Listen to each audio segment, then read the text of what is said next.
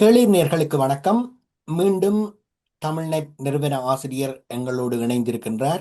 ஐக்கிய நாடுகள் அவையின் பல்வேறு அமர்வுகளில் 47 உறுப்புரிமை நாடுகள் சுழற்சி முறையில் இடம் பிடித்து வருகின்றன என்பதனை ஜெயா அவர்கள் எங்களது சென்ற காணொளியில் அழகுட எடுத்துரைத்தார்.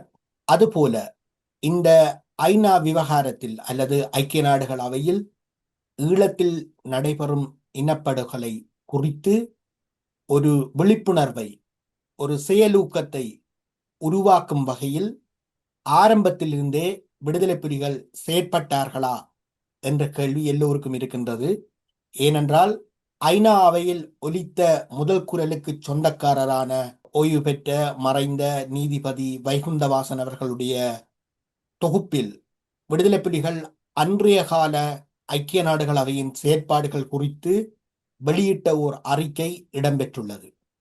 அதன் அடிப்படையில் விடுதலை புலிகள் ஐக்கிய நாடுகள் அவை 53க்கு பின்னால், அதாவது சோவியத் யூனியனின் செல்வாக்கு ஐக்கிய நாடுகள் அவையில் எதிரொலிக்காத பட்சத்தில், அல்லது தோழர் ஸ்டாலினுக்கு பிந்தைய சோவியத் யூனியன் ஏகாதிபத்திய எதிர்ப்பை கைவிட்டதால் ஐக்கிய நாடுகள் அவையில் அமெரிக்காவின் கை ஓங்கியதன் பிரசன்னத்தை வலியுறுத்தி அது ஒரு வெற்றி மடம் என்ற வகையில் அந்த அறிக்கை ஐக்கிய நாடுகள் அவையும் வைகுந்தவாசன் போன்றவருடைய செயற்பாடுகளையும் விமர்சித்திருந்தது.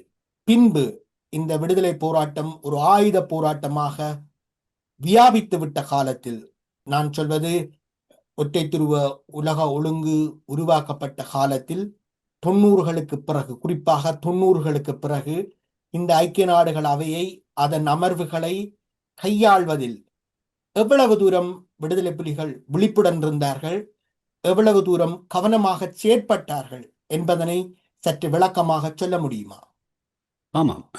இது தொடர்பாக மிக முக்கியமாக சொல்ல வேண்டிய விடயம் என்னவென்றால், இந்த ஹியூமன் ரைட்ஸ் கவுன்சில் என்று இருக்கின்ற ஐநா மனித உரிமை பேரவை 2006ஆம் ஆண்டிலே தான் ஆரம்பிக்கப்படுகிறது. ஆகவே இது சமாதான பேச்சுவார்த்தையின் காலம். அப்பொழுது நீங்கள் கவனித்தீர்களா இருந்தால், தமிழீழ விடுதலை புலிகளுடைய அரசியல் துறை மிகவும் பலமாக செயற்பட்டு இருந்தது, மிகவும் ஆழமான வேலைகளை செய்து கொண்டிருந்தது. இந்த விடுதலை புலிகளுக்கு ராஜதந்திரம் தெரியாது, விடுதலை புலிகள் சரியான வேலைகளை செய்யவில்லை என்று சுய விமர்சனம் செய்ய வேண்டும் என்று செய்பவர்கள் எல்லாம் ஆய்வு ரீதியில் இந்த சுய விமர்சனங்களை செய்வதில்லை.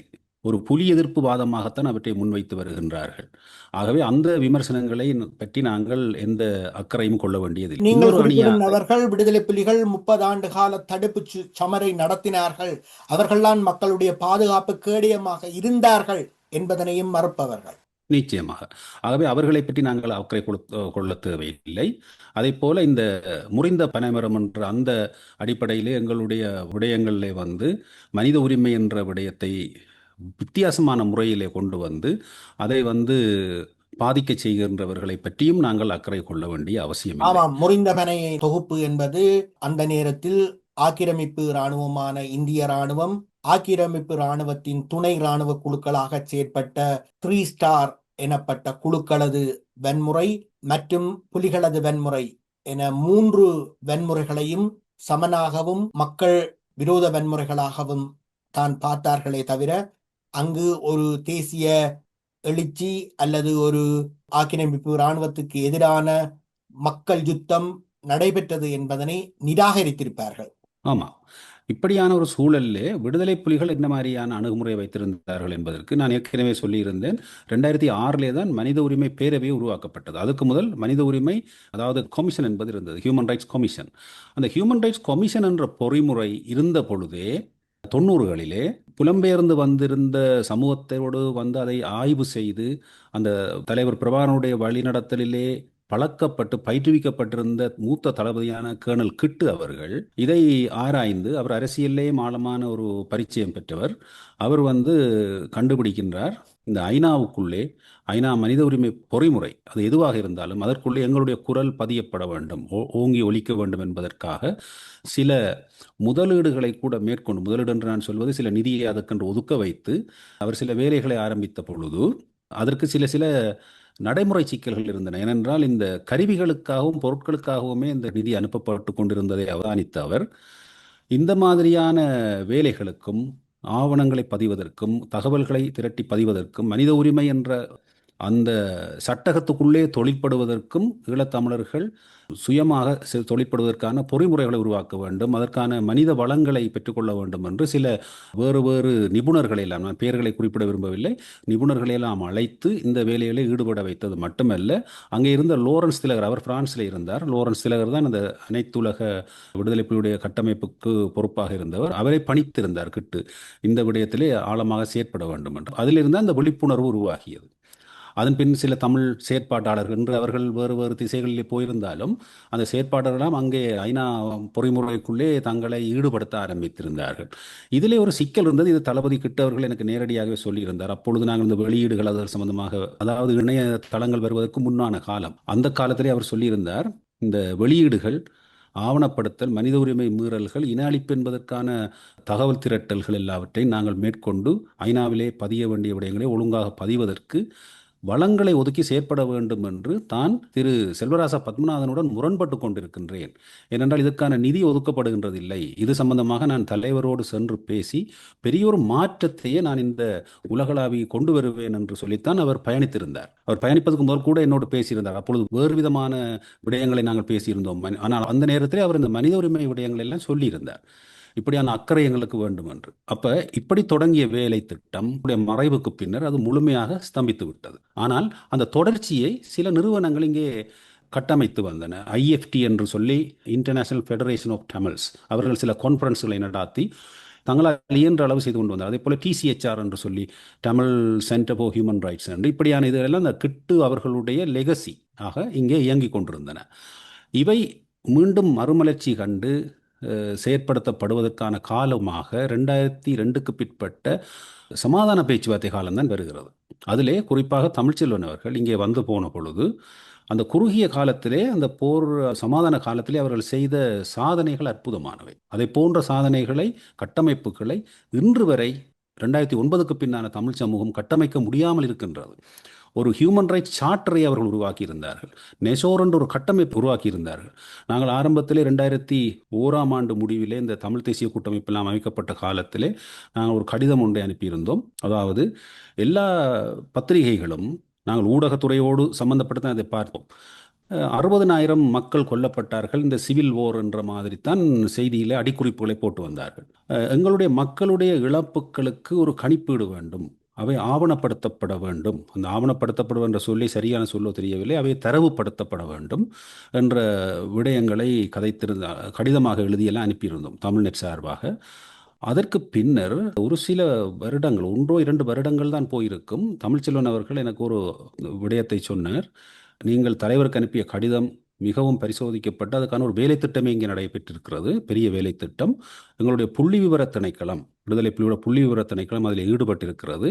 இப்பொழுது மனித உரிமைக்கான பட்டயம் ஒன்றை உருவாக்கி மனித உரிமை தொடர்பான ஒரு நெசோர் என்ற ஒரு அமைப்பை உருவாக்கி இருக்கிறோம் அல்லவா இந்த சமாதான பேச்சுவார்த்தையினுடைய காலத்திலே. அதனூடாக அந்த அறிக்கையிடல் வெளிவரும் என்று வெளிவந்தது தான் இந்த நெசோரினுடைய, அதாவது இனப்படுகொலைகளுடைய தொகுப்பு. இந்த மசாக்கர்கள் எல்லாத்தையும் அதில் லிஸ்ட் பண்ணியிருப்பார். IPKF உட்பட்ட காலத்திலே நடந்த அனைத்து மசாக்கரும் அதில் லிஸ்ட் பண்ணியிருப்பார்கள். அதை அவர் மகிழ்ச்சியாக எனக்கு சொன்னார். என்னென்றால், உங்களுடைய இணைய இதிலே தான், தமிழ்நெட்டிலே தான் அதை நீங்கள் வெளியிட வேண்டும் என்று அந்த PDF-ஐ கூட எங்களுக்கு அனுப்பியிருந்தார்கள். அப்பொழுதே அதை நாங்கள் வெளியிட்டு விட்டோம். 2009க்கு பின் தான் இது நூல் வடிவம் பெற்று எல்லாம் வெளியிடப்பட்டது. பல மொழிகளிலே மொழிபெயர்க்கப்பட்டிருக்கிறது. இப்படியான வேலை திட்டங்கள் எல்லாம் அற்புதமாக, நெசோர் என்ற வேலை திட்டத்தை ஆராய்ந்து பார்த்தால் தெரியும், அற்புதமான திட்டங்கள் எல்லாம் அங்கே வைத்திருந்தார்கள். இதெல்லாம் அமைதி காலத்திலே நடைபெற்றது. இதே போல புலம்பெயர் சூழலிலேயும் இந்த கவனம் இருந்த போதும் மனித உரிமை பேரவையை பற்றி உருவாகியதே 2006ஆம் ஆண்டு என்று சொன்னேன். இந்த 2006ஆம் ஆண்டிலே சமாதான பேச்சுவார்த்தை முறிவடைய தொடங்குகிறது. அங்கே ஒரு போர்ச்சூழல் உருவாக்கப்பட்டு விடுகிறது. ஆகவே அதை அவர்கள் உன்னிப்பாக ஆராய்ந்து அவர்களுடைய அரசியல் துறையால் அதன் பின் ஒரு வருடத்தின் பின் தமிழ்ச்செல்வன் அவர்களே கொல்லப்பட்டு விடுகிறார். அப்போ கிட்டு எப்படி ஒருவரை உருவாக்கினாரோ, அதை பிறகு தமிழ்ச்செல்வன் எப்படி அதை அடுத்த கட்டத்துக்கு கொண்டு போனாரோ, அதற்கு பின் அந்த வேலையை தொடர்வதற்கான வாய்ப்புகள் இருக்கவில்லை. நிதி, ஆனால் இந்த வாய்ப்புகள் உருவாக்கப்பட வேண்டும். இந்த வேலையானது தொடர்ந்து இளையோரின் உதவியுடன் மேம்படுத்தப்பட வேண்டும். அதனூடாக நாங்கள் உலகின் ஒடுக்கப்பட்ட தேசங்களின் ஒத்திசைவோடு இந்த பிரச்சனைகளை சர்வதேச மட்டத்தில் தொடர்ந்து பறைசாற்ற வேண்டும். அதனூடாக இந்த இனிவரும் காலங்களிலாவது இனப்படுகொலை திட்டங்களை நிறுத்தக்கூடிய ஆற்றல் மிகுந்த ஒரு சர்வதேச சமூகமாக நாங்கள் மாற வேண்டும் என்பதுதான் உங்கள் கோரிக்கை என்று எடுத்துக்கொள்ளலாம். நிச்சயமா இது சம்பந்தமாக நாங்கள் கூர்மையாக அவதானித்து வந்த சில விடயங்களை சொல்லுவோம். நாங்கள் தமிழ்நெட் என்ற அடிப்படையில் நாங்கள் ஒருபொழுதும் ஐநாவினுடைய ஜெனீவாவினுடைய வளாகத்துக்குள்ளேயே பிரவேசித்ததில்லை. நாங்கள் ஒரு ஊடகம் என்பது நான்காவது ஒரு தூணாக இருந்து இவற்றை கவனித்து சமூகத்துக்கு தேவையான விடயங்களை சொல்வதுதான் எங்களுடைய பணி, ஆய்வு பணியாகவும் இருக்கும் அது. ஆனால் அங்கே செயற்படுகின்ற அந்த பட்டறைகள் சிலவற்றை நாங்கள் எடுப்பது வழக்கம். இளையோர் அமைப்புக்கு இப்படி நீங்கள் குறிப்பிட்ட அந்த இளையோர் அடுத்த அடுத்த டிரான்சிஷன் வர வேண்டும். இந்த இன அழிப்பு போர் நடந்திருக்கிறது. இதிலே சிலர் அதிலே ஒரு அதிக அக்கறை காட்டி அவர்கள் எவ்வளவு தூரம் அவர்களுக்கு பற்றிய விமர்சனங்கள் இருக்கலாம், அவருடைய செயற்பாடுகளிலே சிக்கல்கள் கூட இருந்திருக்கலாம். ஆனால் இது சம்பந்தமான பிரக்ஞை என்று சொல்வார்கள், அந்த உணர்வோடு செயற்படுபவர்களாக சிலர் உருவாகிறார். அதில் ஒரு குறிப்பிடத்தக்க ஒருவராக இருப்பவர் இந்த பொஸ்கோ என்று சொல்லப்படுகின்றவர். அவர் இப்போ அண்மையில் கூட சில சிக்கல்களில் மாட்டி அது சம்பந்தமாக எங்களுக்கு எது விதமான தகவல்களும் தெரியாது. ஆனால் இந்த வேலைகளை அங்கே அவர் விஸ்தரிப்பதற்கு ஒரு காரணியாக நிச்சயமாக இருந்திருக்கின்றார். அந்த வேலை திட்டத்திலே பல தமிழ் தரப்பினர் இப்போ முக்கியமாக பார்த்தீங்கன்னா 2009க்கு பிறகு ஒன்று சிங்கள பெண்மணிகள் அல்லது சிங்கள மனித உரிமை செயற்பாட்டாளர்கள் அங்கே நிமால்கா பெர்னாண்டோ போன்றவர்கள் எங்களுக்காக பேசுவது போல பேசி வேறு வேறு விடயங்களை நிதியையும் எடுத்துக்கொண்டு அவர்கள் அது ஒரு மனித உரிமை பிஸ்னஸாகவே அது மாறிவிட்டது ஒரு வகையில் சொல்லப்போனால். இன்னொரு பகுதி இந்த ஏற்கனவே கிட்டுவினுடைய காலத்திலிருந்து ஆரம்பிக்கப்பட்ட அந்த பிறகு தமிழ்ச்சினால் ஓரளவு மெருகூட்டப்பட்ட அந்த வழிமுறையிலே வந்தவர்கள், அவர்களுக்கு வயதமாகிவிட்டது. அவர்களெல்லாம் இந்த ஐநாவிலே இன அழிப்பை பற்றி பேசுவதற்கு அங்கே பதிவு செய்யப்பட்ட முறைகளூடாக போக ஆரம்பித்தார்கள். இருந்தபோதும் இன அழிப்பு என்பதை உரத்து ஒழிக்கக்கூடிய துணிச்சல் இவர்களுக்கு இருக்கவில்லை. ஏனென்றால் இன அழிப்பென்ற சொற்பிரயோகத்தை பயன்படுத்தினாலே அதை அங்கே தடுப்பதற்கும் அதை கட்டுப்படுத்துவதற்குமான பொறிமுறைகளை கூட அங்கே வைத்திருக்கிறார்கள். இதை எடுத்த எடுப்பிலே இன அழிப்பு என்று சொல்லிவிடாதீர்கள் என்றெல்லாம் அங்கே அந்த உரைகளிலே இதை சொல்லி சுமந்திரன் கூட பயன்படுத்தாதீர்கள். இதே தொனியில் இதே பாணியில் பல இடங்களில் பேசி இருக்கிறார் அல்லவா? அது ஒரு வேற விடயம், அவருடைய விடயம் அது ஒரு வேற விடயம். ஆனால் இந்த போய் அங்கே பேச விளைந்தவர்களை கூட இனஅழிப்பென்று அதை அங்கே அழித்து விடுகின்ற எடிட் பண்ணி கொடுக்கின்ற சூழல் எல்லாம் காணப்பட்டது. இப்படியான சூழலிலே ஒரு பெரிய மாற்றம் ஒன்று ஏற்பட்டது. இப்பொழுது 2013 என்று நினைக்கின்றேன், இந்த அனந்தி சசிதரன் அவர்களை கூட்டிக் கொண்டு வந்த சுமந்திரன் அவர்கள் அவரை பேச விடாது தடுத்து அவரை கட்டுப்படுத்தி இப்படியெல்லாம் இங்கே பேசக்கூடாது, அப்போ பொம்மைகளாக நீங்கள் இருக்க அவரே உரையாற்றி விட்டு போன ஒரு சம்பவம் நடந்த பொழுது அதற்கு எதிராக இந்த அனந்தி அவர்கள் துணிச்சலோடு அவர் தன்னுடைய கணவனுடைய இருப்பை பற்றி கேள்வி எழுப்பிக் கொண்டு நீதியை தேடிக்கொண்டிருக்கின்ற ஒருவர் இந்த விடயத்தை கையில் எடுத்துக்கொண்டு மீண்டும் அவர் இங்கே வருகின்றார், ஐநாவுக்கு வருகின்ற பொழுது அதிலே இந்த பொஸ்கோ என்று ஏற்கனவே குறிப்பிட்டேன் அல்லவா, அவர் அங்கே அவர் உரையாற்றுவதற்கான ஒழுங்குகளை செய்து கொடுக்கின்றார். ஸ்லோட்ஸ் என்று சொல்வார். அந்த ஸ்லோட்ஸு கூட போய்த்தான் நீங்கள் ஒரு 5-6 உரைகளை எல்லாம் அவர் செய்ய ஆரம்பித்தார். அப்பொழுதுதான் முதல் தமிழர்களுக்கு விளங்கியது, ஒரு சாதாரண மட்டத்திலிருந்து பாதிக்கப்பட்ட ஒரு தரப்பாக அங்கே சென்று இந்த என்ஜிஓவுக்கு கூட போய் அந்த ஒரு 3 நிமிடம் பிறகு 2.5 நிமிடமாக குறைந்து இப்போது 1.5 நிமிடமாக வந்துவிட்டது. அந்த ஸ்லோட்டுக்குள்ளே பல விடயங்களை சொல்லலாம், ஆங்கிலத்திலும் சொல்லலாம், தமிழில் கூட சில உரையை அங்கே ஆற்றியிருக்கிறார்கள், மொழிபெயர்ப்பு அங்கே கொடுத்திருந்தார்கள். இப்படியாக இந்த குரல் எழுப்பு ஆரம்பித்தார்கள். இந்த ஒரு புறம் அவர்கள் தீர்மானங்களை போட்டு அமெரிக்க தேவைக்காகவும் பிரித்தானிய தேவைக்காகவும் வல்லாதிக்க தேவைகளுக்காக தீர்மானங்களை போட்டு மனிப்புலேட் பண்ணி கொண்டு இந்த சபை ஒரு பக்கம் இயங்கிக் கொண்டிருந்தாலும் அசெம்பிளி இந்த விமர்சனங்களை அடிமட்டத்திலிருந்து போய் மக்களாக தரப்புகளாக வைக்க புறப்பட்டதிலே அனந்தியினுடைய பங்களிப்பு மிக முக்கியமானது. அனந்தி அங்கே ஆற்றிய உரைகளை நீங்கள் தொகுத்து பார்த்தாலே அதுக்கென்று ஒரு நீண்ட வரலாறு இருக்கும், ஆழமான கருத்துக்கள் அங்கே இருக்கும். அந்த மாதிரியான ஒரு வேலை திட்டம் அங்கே உருவாகியதும் ஏனையவர்களுக்கும், உதாரணமாக எடுத்துக்கொள்ளுங்கள் கஜேந்திரகுமார் பொன்னம்பலம், அவர் ஆங்கிலத்திலே பேசக்கூடியவர், அவர் சில என்ஜிஓகளுக்கு கூட அங்கே போய் கதைப்பார். அதே போல கரண் பாக்கர் என்றவர் அங்கே தொடர்ச்சியாக அந்த காலத்திலிருந்தே அவர் செயற்பட்டு வந்தவர்களே அவரும் ஒருவர், அவரெல்லாம் தன்னுடைய என்ஜிஓவுடாக அங்கே கதைப்பார். இப்படி கதைக்கின்ற ஒரு சிலர், மற்ற எல்லாரையும் விக்டிம்ஸாக வருபவர்கள் எல்லாரும் நிமால்கா பெர்னாண்டோ போன்றவர்கள் மற்றவர்கள் கையாளுகின்ற ஒரு அரசியல் அங்கே போய் கொண்டிருந்தது.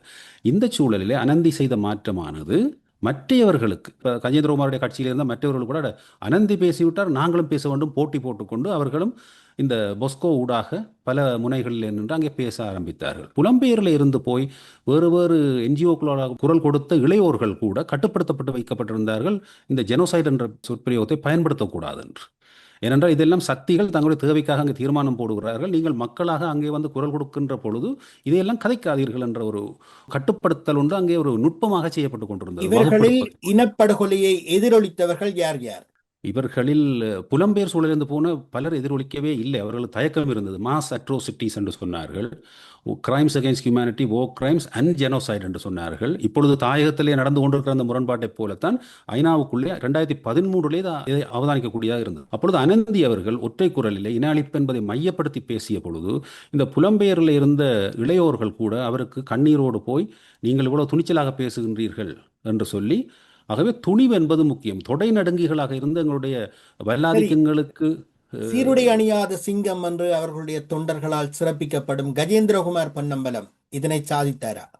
அவரும் சொல்லி வந்தார். அவருக்கு சில கட்டுப்படுத்தல்கள் இருந்திருக்க வேண்டும். ஏனென்றால் அவர் போன என்ஜிஓக்கள், பொஸ்கோ கொண்டு வந்த என்ஜிஓக்கள் கூடவும் அவர் காலத்தில் போய் ஜெனோசைட் எல்லாம் ஒழித்திருக்கின்றார். தீர்ப்பாயம் என்று அவர் சொல்லுகிறார். தீர்ப்பாயம், குற்றவியல் தீர்ப்பாயம் சாத்தியமில்லை என்று சொல்லுகின்றார். குற்றவியல் நீதிமன்றூடாக மட்டும்தான் போக வேண்டும் என்றெல்லாம் வாதிடுகின்றார். ஆனால் இவரே ஐநா மனித உரிமை சபையிலே தீர்ப்பாயத்தையும் கேட்டு வந்திருக்கிறார். அதுக்கு வீடியோ ஆதாரங்கள் எல்லாம் இருக்கின்றன. ஆகவே அதுக்குள்ளே நாங்கள் போக வேண்டிய அவசியம் இல்லை. நாங்கள் இப்பொழுது பார்க்கின்ற விடயம் அங்கே ஒரு புரட்சி என்றே சொல்லலாம். அந்த புரட்சியை அனந்தி ஏற்படுத்தி விட்டார். இந்த பாதிக்கப்பட்டவர்கள் சென்று முழங்கத் தொடங்கியதும் அது ஒரு மக்களுடைய அவையாக அல்லது மக்களுடைய பாதிப்புகளை எதிரொலிக்கக்கூடிய மன்றமாக மாறுகின்றது. இனிமேலும் மாற்ற முடியும் என்பதற்கு திருமதி அனந்தி சசிதரன் அவர்கள் ஒரு உதாரணமாக இருக்கின்றார் என்பதுதான். நிச்சயமாக, நிச்சயமாக இதை தொடர்ச்சியாக இந்த வடமாகாண சபையில் இந்த தீர்மானம் பெறுகின்றது. இன அழிப்புக்கான நீதி கோரப்படும் தீர்மானம். அதிலே முழுமையாக ஒரு தரமாக எழுதப்பட்ட தீர்மானம் என்று நான் சொல்ல மாட்டேன். அதிலே சிவாஜிலிங்கம் அவர்களுடைய பங்களிப்பும், இறந்து அவர் காலஞ்சென்று விட்டார், ஆண்டனி ஏதோ ஒருவருடைய பெயர், அவரும் வந்து ஒரு மாகாண சபையிலே துடிப்பாக செயற்பட்ட ஒருவர். இந்த அனந்தி அவர்கள், இவர்கள் எல்லாரும் இணைந்து இந்த இன அழிப்பு தீர்மானம் கொண்டு வர வேண்டும் என்ற பொழுது ஆரம்பத்திலே விக்னேஸ்வரன் அதை எதிர்த்தார். பிறகு அவருக்கு புரிந்து விட்டது இது ஒரு மிக முக்கியமான ஒரு கருவி என்று சொல்லி அவர் வந்து அதை கையில் எடுத்துக்கொண்டார். நீதிபதியாக இருந்தபடியால் அதனுடைய தார்மீகத்தை புரிந்து கொண்டு அவருக்கு சில நல்ல வழியிலே அவரை வழிநடத்தக்கூடிய சில ஆழமான அறிவு கொண்ட அவர்களும் அதை அவருக்கு வழிநடத்தி இருந்ததினாலே அவர் அந்த தீர்மானத்தை தானே பிறகு எடுத்து நிறைவேற்றினார். இதுதான் அங்கே உள்ள விடயம் என்னவென்றால், இன அழிப்பை மறுத்தவர்கள் காலப்போக்கில் இன அழிப்பு தங்களுக்கு அரசியலுக்கு தேவை என்றால் அல்லது ஏதோ ஒரு தார்மீக அடிப்படையில் அவர் தமிழரசு கட்சியோடு முரண்பட்டுகின்ற வேளையில் அவர் அதை செய்தார். அந்த நேரத்திலே சுமந்திரன் அவர்கள் அதை தடுப்பதற்கு முயற்சித்தார். இப்படியான வரலாறெல்லாம் தமிழ்நாட்டில் போய் பார்த்தீங்கன்னா இதனுடைய ஆவணப்படுத்தல் எல்லாம் அங்கே இருக்கின்றது. ஆனால் நான் இதில் என்ன சொல்ல வருகின்றேன் என்றால், இந்த அனந்தி போன்றவர்கள் முன்னெடுத்த வேலை என்பது இந்த பொஸ்கோ போன்றவர்களாலும் செய்யப்பட்ட அந்த பொஸ்கோவினுடைய நடவடிக்கைகள் பிறகு ஒரு கேள்விக்குரியதாக மாற்றப்பட்டிருக்கு. அதுக்கான காரணம் என்ன என்பது எங்களுக்கு தெரியவில்லை. இருந்தாலும் ஏதோ ஒரு வகையில் அந்த மக்கள் தட்ட வேலைகள் நடைபெற்று கொண்டிருந்தது. இப்போது இந்த பொஸ்கோ இப்போதும் சிறையில் உள்ளார் என்பது சரியான தகவலா? இல்லை, அவர் வெயிலிலேயோ என்னவோ அவர் வெளியிலே வந்து இப்பொழுது அண்மையிலே சில காணொளிகளை நாங்கள் பார்த்திருக்கின்றோம். ஆனால் அவர் செய்த பணி என்பது அதற்கு ஒரு முக்கியத்துவம் இருக்கு. கிட்டு, தமிழ்ச்செல்வன், அதன் பின் உண்மையிலேயே நாங்கள் நேர்மையாக சொல்ல வேண்டும் என்றால் பொஸ்கோ செய்த பணி என்பது அதிலே முக்கியம். அதில் அங்கே என்ன சிக்கல் நடந்தது, ஏன் அவருக்கு இப்படியான சிக்கல்கள் வருகின்றது, அதில் ஏதாவது சிக்கல் இருக்கிறதா, அது எங்களுக்கு தெரியாது. நாங்கள் எவரையும் இப்போ தூக்கி பிடிக்கக்கூடிய ஒரு நிலையிலும் இல்லை. நாங்கள் எல்லாத்தையும் ஆய்வு ரீதியாக பார்க்க வேண்டிய இடத்துல தான் இருக்கின்றோம். ஆனால் இந்த ஐநா பொறிமுறைக்குள்ளே இப்படியான வேலைகள் நடைபெற்று வந்தது. இந்த வேலைகளிலே இன்னும் சிறப்பாக செயற்பட்டிருக்கலாம். ஆனால் புலம்பெயர் கட்டமைப்புகள் இதற்கு தேவையான நிதியை கொடுக்கவில்லை. பொஸ்கோ அவர்களே தனி அமைப்பு உருவாக்க வேண்டிய சூழல் வந்து இப்படியெல்லாம் பல சிக்கல்கள் இங்கே நடந்து போயிருக்கு. பெரிய வரலாறு இருக்கிறது. இந்த விடயங்களை நீங்கள் அறிந்து கொள்ள வேண்டுமானால் அனந்தி போன்றவர்களை நீங்கள் நேர்காணல் செய்து கூடுதலான தரவுகளை பெற்றுக்கொள்ளலாம். இந்த மக்களுக்கு தெரிய வேண்டிய விடயங்கள் இங்கே நிறைய இருக்கின்றன. இதில் நான் சொல்ல வந்த விடயம் என்னவென்றால், இந்த இனஅழிப்புக்கான நீதி கோருகின்ற தீர்மானம் வடமாகாண சபையில் நிறைவேற்றப்பட்டது என்பது மிக முக்கியமான ஒரு விடயம். ஜெயலலிதா அம்மையார் கூட தன்னுடைய தீர்மானத்தில் அதை மேற்கோள் காட்டியிருப்பார். இதற்காக ஐசிபி என்று சொல்லி, இன்னர் சிட்டி பிரஸ் என்று சொல்லி, நீங்கள் போர்க்காலத்திலே பார்த்திருப்பீர்கள். தமிழ்நெட்டை போல தமிழ்நெட் வந்து செய்திகளை கொடுத்து கொண்டிருந்தது. ஆனால் ஐசிபி வந்து நீதிக்கான குரலை எழுப்பி கொண்டிருந்தது. இன்னொரு மேத்யூ லீ என்கின்ற ஒரு துணிச்சல் மிக்க ஒரு ஊடகத்துறை சார்ந்தவர் ஐநாவினுடைய பொதுச்சபை, அந்த ஐநாவினுடைய அலுவலகத்தில் அமெரிக்காவில் இருந்து கொண்டு கேள்வி எழுப்பி கொண்டிருந்தார். அவர் கூட இந்த இந்த வடமாகாண சபை தீர்மானத்தை உங்களுக்கு கிடைத்ததா என்றெல்லாம் கேள்வி எழுப்பி அந்த அளவுக்கு அதனுடைய வீச்சு, தாக்கம், தாற்பயம் இருந்தது. ஆனால் அந்த விடயத்தை செய்கின்ற பொழுதெல்லாம் அனந்திக்கு வந்து வடமாகாண சபையை ஆணை வழங்கி இருந்தது முதலமைச்சர் சார்பில் இந்த விடயங்களை முன்னெடுப்பதற்கு வெளியிலே சென்று. ஆனால் இதை ஒரு கட்டமைப்பு ரீதியாக இவருமே கொண்டு வரவில்லை. இப்ப வடமாகாண சபை இருக்கின்ற பொழுதே ஒரு தீர்மானத்தை போட்டார்கள். தீர்மானத்துக்கான பொறிமுறையை அவர்கள் இயற்றி இருக்கலாம், ஒரு சுயாதீனமாக இயங்கக்கூடிய பொறிமுறை. அப்படியான விடயங்களை இவர்கள் சரியாக செய்யவில்லை. அதனாலே இன்று வரை அது ஒரு நிறுவனமயப்படுத்தப்படாது, இங்கொன்றும் அங்கொன்றுமாக பலர் வந்து கதைத்து செல்கின்ற ஒரு விடயமாகத்தான் அங்கே இருக்கின்றது. ஆனால் இந்த ஐநா பொறிமுறையை பற்றி நான் இன்னொரு விடயத்தை இதிலே சொல்லிவிட்டு வேறு விடயங்களுக்கு போகலாம் உங்களுடைய கேள்விகளுக்கு என்று நினைக்கிறேன். இப்பொழுது இருக்கின்ற இந்த விவாதங்கள் போய்கொண்டிருக்கிறது தானே, யார் இருக்கு என்ன மாதிரி இந்த 47 நாடுகள் தீர்மானம், அடுத்த தீர்மானம் இப்போ வர வேண்டிய தேவை ஏற்படுகிறது, அதை கடுமையாக எப்படி கொண்டு வருவது என்ற விவாதங்கள் போகின்ற பொழுது ஒரு விடயத்தை நாங்கள் கவனத்திலே கொள்ள வேண்டும். எந்தெந்த உறுப்பு நாடுகள் அங்கே இருக்கின்றன, யார் எந்த தீர்மானத்தை கொண்டு வரப் போகின்றார்கள். இப்பொழுது பிரித்தானியா அங்கே இல்லை, அமெரிக்கா வெளியேறிய விட்டது. இந்த சூழலில் எந்த மாதிரியான உலக சக்திகளுடைய ஆதிக்கம் அங்கே வலுப்பெறுகிறது, யாரை நோக்கி நாங்கள் வேலை செய்ய வேண்டும், என்ன மாதிரி எங்களுடைய கோரிக்கைகள் வைக்கப்பட வேண்டும் என்பது சம்பந்தமாக ஆழமான பார்வை இருக்க வேண்டும். எல்லாவற்றையும் நாங்கள் இங்கே இப்படியான நேர்காணலை சொல்லவும் முடியாது என்றால் இது சில விஷயங்கள் ஆழமான திட்டமிடலுக்குரியவை. ஆகவே இந்த ஒரு விடயத்தை மட்டும் இதில் நான் குறிப்பாக காட்ட விரும்புகிறேன் என்னவென்றால், இந்த ஐநாவினுடைய அந்த அந்த மனித உரிமை அவையிலே அங்கம் வகிக்கின்ற நாடுகள் எவை என்பதை ஐநாவினுடைய மனித உரிமை பேரவையிலேயே நீங்கள் போய் பார்க்கலாம். இதில் பார்த்துக்கொண்டு மேலோட்ட வாரியாக பார்த்து கொண்டு போனீங்கன்னா ஆப்பிரிக்க நாடுகள் 13, அதில் எந்த நாடுகள் இருக்கின்றன, குளோபல் சவுத்துக்குரிய நாடுகள் பல இருக்கின்றன. இங்கே கவனித்து பார்த்தீங்கன்னா தெரியும். ஏசியா பசிபிக்கையும் பார்த்தீங்கன்னா இப்படியான தன்மை. சைனா இருக்கின்றது, இந்தோனேசியா இருக்கின்றது, ஜப்பானும் இருக்கின்றது. ஜப்பான் வந்து ஒரு மேற்கு சார்பான நாடு. இப்படி மால்டீவ்ஸினுடைய வகிபாகம் என்ன, இப்படி பல விடயங்கள் இருக்கின்றன. தாய்லாந்து இருக்கின்றது, வியட்நாம் இருக்கின்றது. அதே போல் ஈஸ்டர்ன் யூரோப்பியன் நாடுகளாக அல்பேனியா, பல்கேரியா இப்படியான நாடுகள் இருக்கின்றன. நோர்த் மெசிடோனியா, இவர்கள் ஏற்கனவே எங்களுடைய தீர்மானங்கள் எல்லாம் இயற்றி வந்திருக்கின்றார்கள். இப்படியானவர்கள்லாம் இருக்கின்றார்கள். பொலிவியா இருக்கிறது, லத்தீன் அமெரிக்கன் நாடுகளிலே. இதில் இந்த அணியை நோக்கி கடுமையாக வேலை செய்ய வேண்டிய காலத்திலே எங்களுடைய தோழர் விராஜினுடைய மறைவு என்பது ஒரு பின்னடைவாக நாங்கள் பார்க்கின்றோம். அந்த வேலையெல்லாம் முன்னெடுக்க வேண்டிய தேவை இருக்கிறது. இதுக்கான எந்த கட்டமைப்பும் எதுவுமே இங்கே இயங்கவில்லை.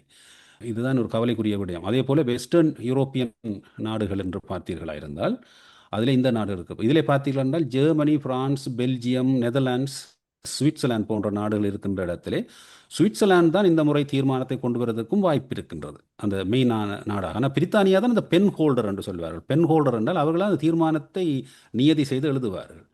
இந்த பிரித்தானியா என்பது தன்னுடைய நலனுக்காக எங்களையெல்லாம் கையாண்டு இந்த லொபி செய்வர்களுக்கெல்லாம் கவுண்டர் லொபி பண்ணி தான் நினைத்ததைத்தான் அங்கே எழுதும் என்ற ஒரு ஒரு சர்வாதிகார போக்கிலே செயற்படுகின்ற ஒரு ஏகாதிபத்தியமாகத்தான் இது இருக்கின்றது.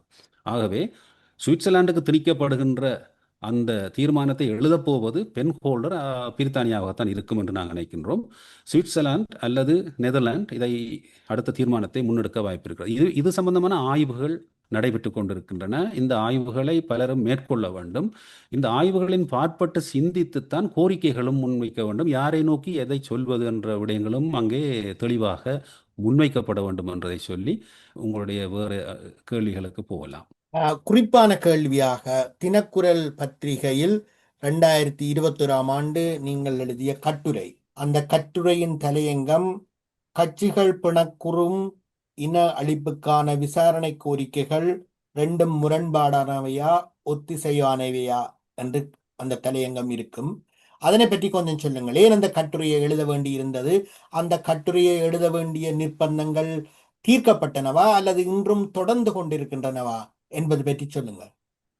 இதில் என்னவென்றால், அந்த 2021ஆம் ஆண்டு தான் முதலாக இந்த எல்லோரையும் இணைத்து ஒரு கோரிக்கையை சரியாக முன்வைக்க வேண்டும் என்ற நகர்வு முன்னெடுக்கப்பட்டது. அந்த நகர்வு முன்னெடுக்கப்பட்ட பொழுது பலரும் பல திசைகளில் வேலை செய்து கொண்டிருந்தார்கள். அப்பொழுது சில சிக்கல்கள் உருவாயின. எந்த கோரிக்கையை முதலாவதாக வைப்பது, எந்த கோரிக்கையை இரண்டாவதாக வைப்பது என்ற விடயங்கள் நடந்த பொழுது, இவர்கள் இந்த ஒற்றுமை இல்லாதிருந்த பொழுது பல கட்சிகள், விக்னேஸ்வரனுடைய ஒரு அணி, கஜேந்திரகுமாருடைய ஒரு அணி, சுமந்திரனுடைய ஒரு அணி, இப்படியாக செல்வம் அடைக்கலநாதன் போன்றவர்கள் கூட அவர்கள் முழுமையாக இந்த கருத்துக்களிலே சுமந்திரனோடு ஒத்துவராத நிலையிலே அவர்கள் காணப்பட்டார்கள். இப்படி எல்லாரோடும் நாங்கள் கூட்டங்களை வைத்து அவர்களுக்கு தேவையான விளக்கங்களை கொடுத்து கொண்டிருந்தோம். ஒரு மாதமாக இது நடைபெற்றது. அதே நேரத்தில் இந்த சிவகரன் அவர்கள், மன்னாரில் இருக்கக்கூடிய சிவகரன் அவர்களும் அவருடைய ஒரு அமைப்பினூடாக நாட்டிலே சில வேலைகளை செய்து கொண்டிருந்தார். கூட்டங்களை நடாத்தி என்ன மாதிரி இந்த கோரிக்கைகளை வைப்பது. இதன் விளைவாக தான் அந்த கோரிக்கைகள் விவாதிக்கப்பட்ட பொழுது அதிலே ஒரு முரண்பாடு எழுந்தது. என்னவென்றால், கஜேந்திரகுமாருடைய தரப்பிலே இருந்த காண்டீபன் என்பவர், அவரும் ஒரு வக்கீல், அவர் இந்த ட்ரிபிள் ஐஎம் என்பதை எதிர்த்தார். அவர் மட்டும்தான் எங்களோட பேசினார். மற்ற கட்சிகளை பார்த்தீர்கள் என்றால் எங்களோட தனியே காண்டீபன் தான் கதைக்க வருகின்றார், கஜேந்திரகுமார் வருகிறார் இல்லை. ஆனால் மற்ற கட்சிகளை எடுத்துக்கின்ற புளோட் உட்பட, சித்தார்த்தன் அவர்களுடைய புளோட் உட்பட, விக்னேஸ்வரனுடைய அணி உட்பட அனைவரும் வருகின்ற பொழுது தங்களுடைய சுமந்திரனும் தனியத்தான் வந்தார் கதைப்பதற்கு. ஆனால் மற்றவர்கள் எல்லாம் தங்களோடு தாயகத்தில் இருந்த ஆலோசனையாளர்களையும் புலம்பெயரில் இருந்த ஆலோசனையாளர்களையும் கூட்டிக் கொண்டு கூட வந்திருந்தார்கள். அப்பொழுது இந்த ட்ரிபிள் ஐஎம் என்கின்ற விடயத்தை பற்றி நாங்கள் கதைத்து கொண்டிருந்தோம். புலம்பெயரிலே ஒரு ஓரளவு விழிப்புணர்வு இருந்தது. சில அமைப்புகள், புலம்பெயர் அமைப்புகள் இந்த ட்ரிபிள் ஐஎம்ஐ வலியுறுத்தி கொண்டிருந்தார்கள். இந்த கட்டத்திலே தான் இந்த விடயம் நடைபெறுகிறது. என்னென்றால், ஐசிசியை மட்டும்தான் நாங்கள் கேட்க வேண்டும், ட்ரிபிள் ஐஎம்ஐ கேட்க முடியாது என்ற ஒரு நிலைப்பாட்டை கஜேந்திரகுமார் எடுத்திருந்தார். அப்போ எங்களுக்கு விளங்கியது அவருக்கு இது சம்பந்தமான தெளிவின்மை இருக்கின்றது, அல்லது வேறு ஏதோ சிக்கல் இருக்கின்றது. இந்த விடயத்தை காண்டீபன் இடம் அவரே சொல்லியிருக்கின்றார். இதை ஏன் இப்படியெல்லாம் ட்ரிபிள் ஐஎம்ஐ கொண்டு வருகிறார்கள் என்ற விடயத்தை கேட்டு சொல்லுங்கள் என்று. அப்போ காண்டீபன் எங்களோடு வந்து கதைத்த பொழுது நாங்கள் அவருக்கு விளக்கிய பொழுதும் இவர்கள் ஏற்றுக்கொள்ளவில்லை. அப்போ எங்களுக்கு ஒரு கேள்வி உருவாகியது. என்றால், இந்த முதலாவது கோரிக்கையாக ஐசிசியை தான் போட வேண்டும் என்று இவர்கள் பிடிவாதமாக நிற்கின்றார்கள் என்றவுடன் நாங்கள் போயில் அவர்களை தொடர்பு கொண்டு, என்ற அவர் நான் ஏற்கனவே கடந்த நேர்காணலில் சொன்னதைப் போல அவருக்கென்று ஒரு பெரிய ஒரு மகத்தான ஒரு பணியை செய்கின்ற அவரிடம் நாங்கள் இந்த கேள்வியை எழுப்பினோம். ஐசிசி என்ற ஒரு கோரிக்கை, மற்றது ட்ரிபிள் ஐஎம் என்ற கோரிக்கை வைக்கிற பொழுது எது இதிலே முக்கியமானது என்று கேட்ட பொழுது அவர் நேரடியாகவே சொன்னார், ஒரு கோரிக்கையை முதலாவதாக நீங்கள் வைக்க வேண்டும் என்றால் ட்ரிபிள் ஐஎம்ஐ தான் வையுங்கள் என்று அதனுடைய தாற்பயத்தை விளக்கியிருந்தார். அதை நாங்கள் தமிழ்நெட்டிலே ஆங்கிலத்திலே வெளியிட்டிருக்கின்றோம். இதை அவர்கள் புரிந்து கொள்வதற்கு சிக்கல் இருந்தது. இறுதியில் என்ன செய்தார்கள் என்றால், நான்காவது கோரிக்கையாக எடுத்துக்கொண்டார்கள். ஆனால் அதிலே ஒரு 6 மாதத்துக்கு அல்லது ஒரு வருடத்துக்கு அதை மட்டுப்படுத்த வேண்டும் என்று மிகவும் ஒரு சிக்கலான ஒரு கோரிக்கை அதில் வைத்தார்கள். ஒரு சாட்சிய பொறிமுறை, பகுப்பாய்வு செய்கின்ற பொறிமுறை, அதுவும் சுயாதீனமாக உருவாக்கப்பட வேண்டிய பொறிமுறையை நீங்கள் ஒரு வருடம் 6 மாதம் என்று சொல்ல முடியாது. என்றால், அது விசாரணை தொடங்கும் வரை பல ஆதாரங்களை சேகரிக்க வேண்டும், ஆவணப்படுத்த வேண்டும் என்ற அடிப்படையில் அதனுடைய பணிப்பானை விரிவாக்கம் செய்யப்பட்டு சுதந்திரமாக உருவாக்கப்பட வேண்டிய விடயம்.